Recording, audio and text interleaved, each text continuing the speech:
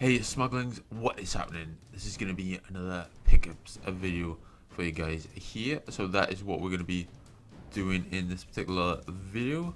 I'm trying to make these infrequent. I don't want to be buying shit all the time, you know what I mean? It's expensive to do. So you just want to get the stuff that you really do want and stuff that's important to you. So that is what I'm trying to do. And the pickups today will be retro games. So there'll be games from the consoles of the past. So that is what we're going to be doing in this video. So we've got some PS2 and GameCube games, so that is what I'm going to be going through in this particular video. So let's get to it. So a few of these games you've seen before, but there's some differences with the additions I got. So I'm going to be going for the first two games, which are Ico and Shadow of the Colossus. So these games, obviously I've had before, but the difference is these have got the art cards in them, and I'm not going to bother getting them out because I tried to film this video before and it is just a faff to get them out. But you guys will have seen the art cards if you're a fan of these games, because these are very much games that I absolutely love. Very essential if you love the PS2. That is an essential set of games right there. So I go and Shadow of the Colossus with the art cards in them, so I traded the other ones in and got those instead, which is great value for money, quite honestly, because these will go up in value, and I don't plan on selling them, but it is great to have them. I do love them, so I will always keep them. So that is something that I'm very happy with. So those are the games there of Ico and Shadow of the Colossus. And then the next game we've got here is another game I absolutely love, which is Silent Hill 2.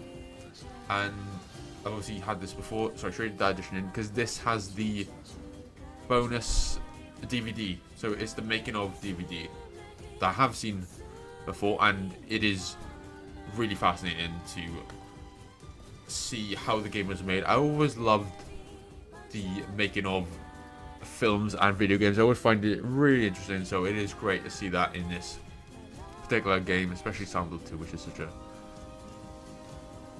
essential game, quite honestly, an amazing game that I absolutely love, and one that is landmark in the survival horror genre. So it is great to have the bonus DVD for that, to see how that masterpiece is made. So I'm very happy to have that here.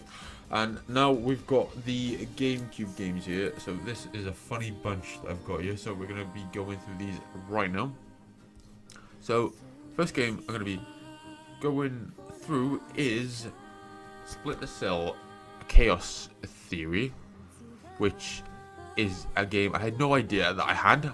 I don't know where it came from, quite honestly.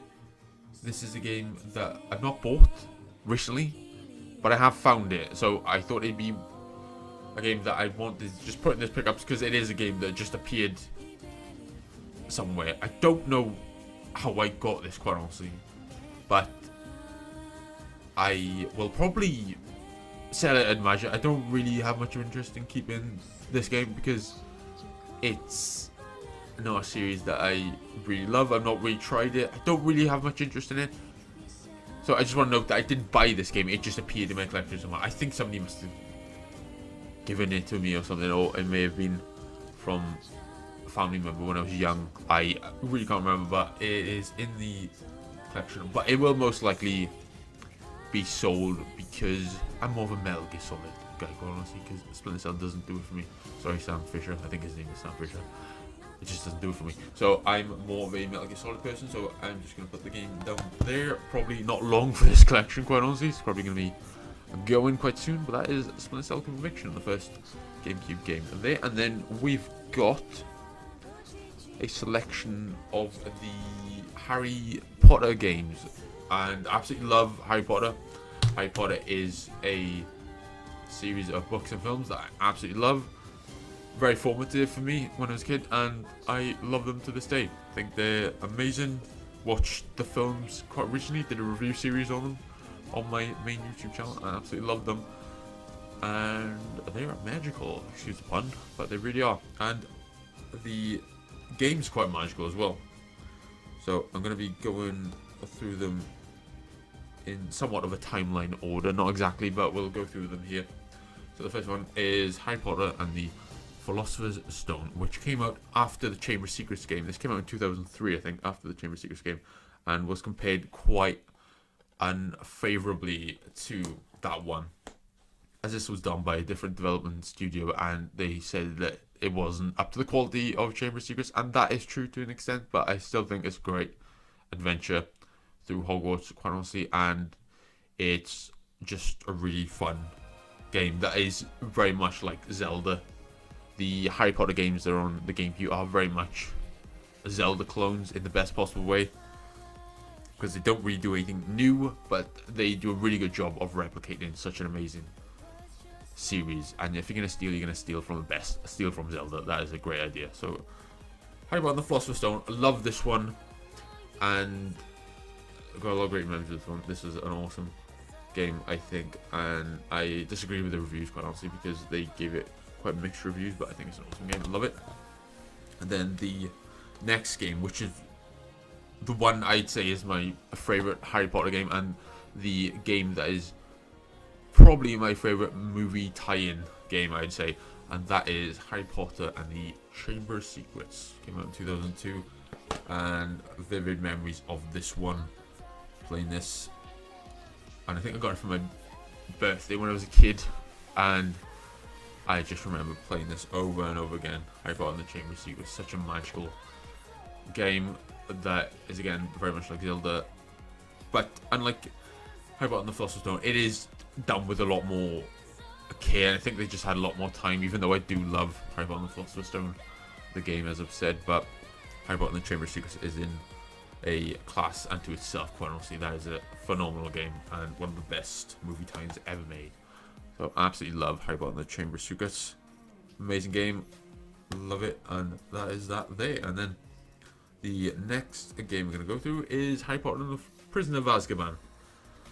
Now this is funny because it is a point in the series where the tone did shift to being more serious, and I feel as though they were struggling to know what to do with the games, because the films and the books to an extent stopped taking a more plot focused approach. They started focusing more on the characters, so they didn't really know what to do with the structure of the game, and as a result it's not as fun, quite honestly, as the other games. I think Harry Potter and the Prisoner of Azkaban, still a good game, still really enjoy it, still had a really good time with it, but the activities you take part in are not as fun as the earlier games, because they are more adventure focused like the films and the books at that time.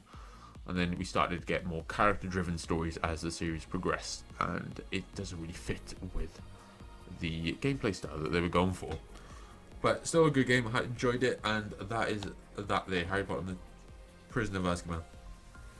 Now the final game we got here for the Harry Potter series is Harry Potter and the Quidditch World Cup.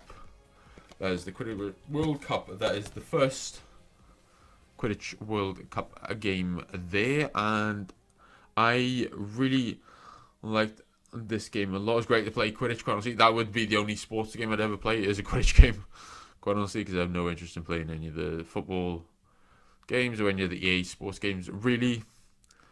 But Quidditch is a sport I would play, absolutely, on the GameCube, which is what it's on. So that is that there. Very much enjoyed it. I got Quidditch World Cup. It is Quidditch, and obviously they've released the more updated version of that, which is on the PlayStation Store now, so you can play Quidditch, which I have platinumed on PS5. Great game, I love that Quidditch World Cup game that they've brought to PS5.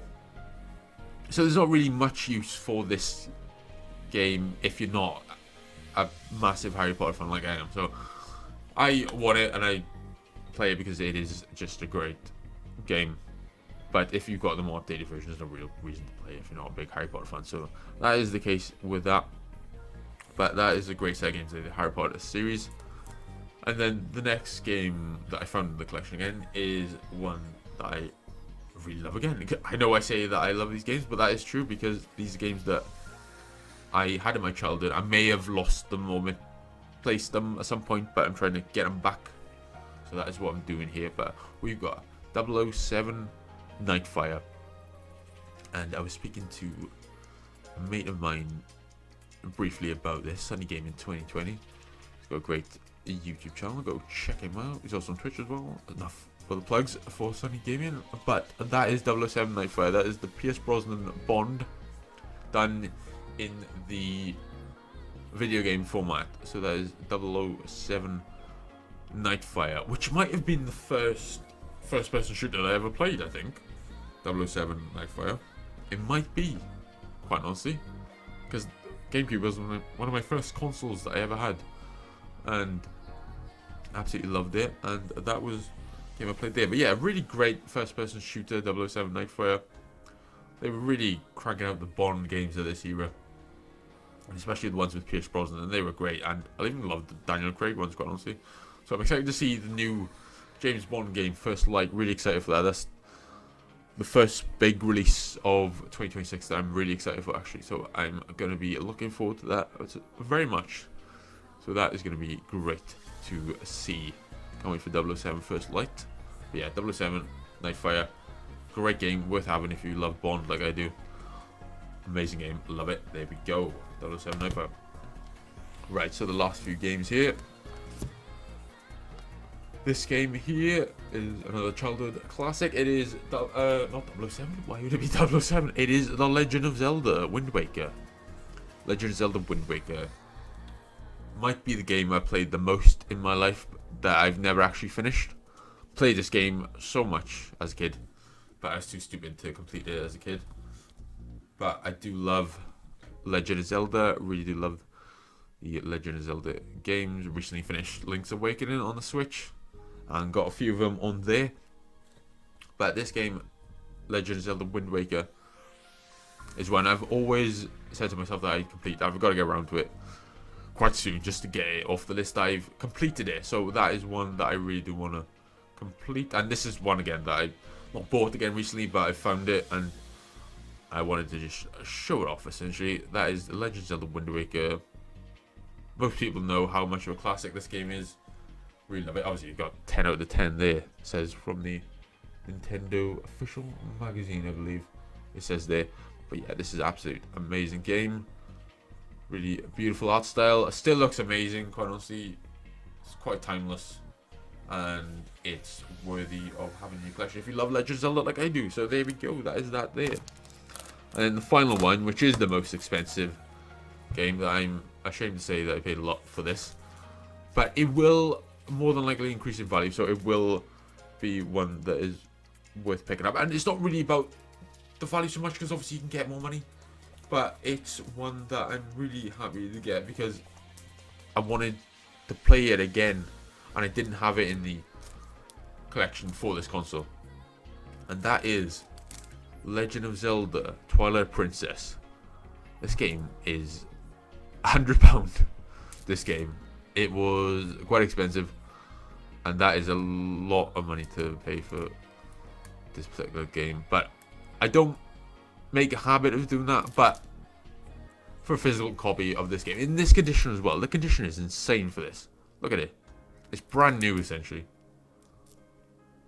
It is in amazing condition. I never thought it'd be like that, quite honestly.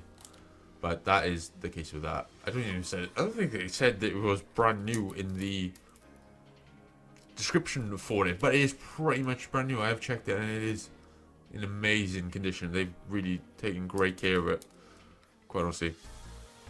But yeah, I had this for the Wii. I very vividly remember playing this on the Wii in 2007, I think, when I got the Wii, and it was a great game. Loved it. Again, I was not one to complete games when I was a kid. I just wasn't good enough. I think wasn't good enough for the games, especially Zelda games, because they can be quite puzzle heavy, and my noggin wasn't developed at that time, so I can. And some people will say it's not developed yet, but still, I will try it and see how I get on with it. But I'm excited to give this another go. Love Zelda, like I said, so I wanted to get to this because I always get really far in a lot of the Zelda games, and then I do find some sort of hurdle, especially when I was a child. But now I get through them quite a lot easier, and I've gotten through quite a lot. You know, I've played Ocarina of Time, Link's Awakening, so I've played a few of the Zelda games through all the way, and I do really love them. But I just want to be able to say that I've completed a lot of them, so that is a task to complete. But yeah, Legend of Zelda Twilight Princess, amazing game to have in the collection. Just an incredible game from memory, and I can't wait to get back into it. Even though it's in brand new condition, I'm gonna play all these games. I'm not a collector. I'm a gamer more than a collector. I'm not someone that is trying to just amass a large amount of games, not trying to do a complete set or anything. I'm buying games that I really love, and that is why I do these collection updates, to show off the games that I want to play and do love. So that is the case with that. But yeah, guys, those are the pickups that I got recently. So yeah, that is a nice little pile here. I'm gonna try not to hit my mic over like I've done before. So yeah, that is the quite hefty pile of GameCube and PS2 games. A retro focus pickups video, this one. But yeah, that was enjoyable to go through. Really loved talking about some of these, and I want to hear what you guys think of these games. Give me your thoughts on what I picked up recently, and are you guys looking for anything in particular that is really expensive that you want to get, like I did with the Legend of Zelda Twilight Princess game? That is an expensive game that I wanted. It's probably the most I paid for a game, I think. About the £100 mark. That's probably the most I've paid for a game that I've wanted, and obviously won't make a habit of that. That is a very special occasion. But let me know, guys, what you think of them, and if you're looking for any games that you want to get. But yeah, guys, I really appreciate you watching this video. You guys take care, and I will see you soon, smugglings. You guys take care, and I'll see you soon.